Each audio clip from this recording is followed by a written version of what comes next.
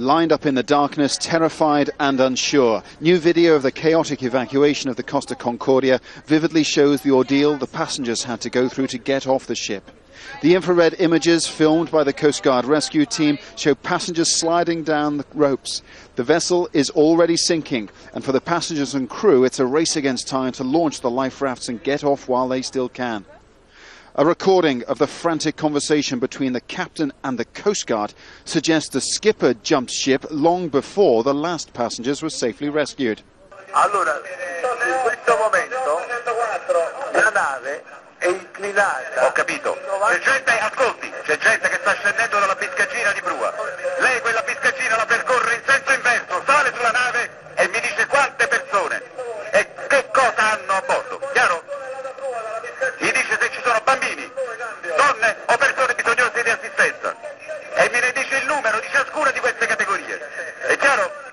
Captain Schettino is reluctant to comply and the Coast Guard becomes impatient. Guardi Schettino che lei si è salvato forse dal mare, ma io la porto veramente molto male, faccio passare l'anima dei guai. Vado a bordo, cazzo! Comandante, per cortesia. No, per cortesia, lei adesso prende e va a bordo. Mi assicuri che sta andando a bordo.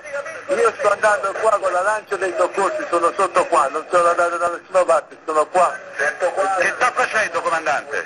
Sto qua per coordinare i soccorsi. Che sta coordinando lì? Vada a bordo, mi coordini i soccorsi da bordo. It is damning evidence of the captain's conduct immediately after the collision and goes some way to explaining why the evacuation of the ship was so disorganised.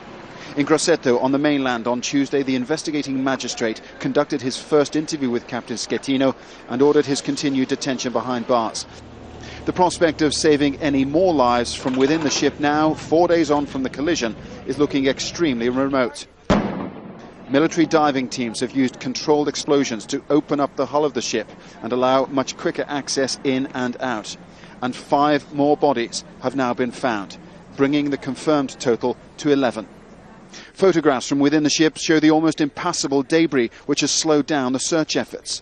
But the search and rescue phase of the operation is expected to be wound down within the next 24 hours. Attention then will move to the salvage effort and the tricky task of pumping out the ship's fuel tanks. Out in the bay, a barge and a specialist pumping platform will be moored next to the ship. Holes will be drilled, one in the top and one in the bottom of each of the ship's 6 fuel tanks. And then as fuel is drawn out from the top, the pressure of the seawater coming in from below will help the extraction process move along quicker.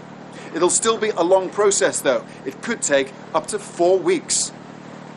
In the meantime, Giglio will hold its breath, watch and hope, knowing that any leak from the tanks could create an environmental crisis to add to the human tragedy.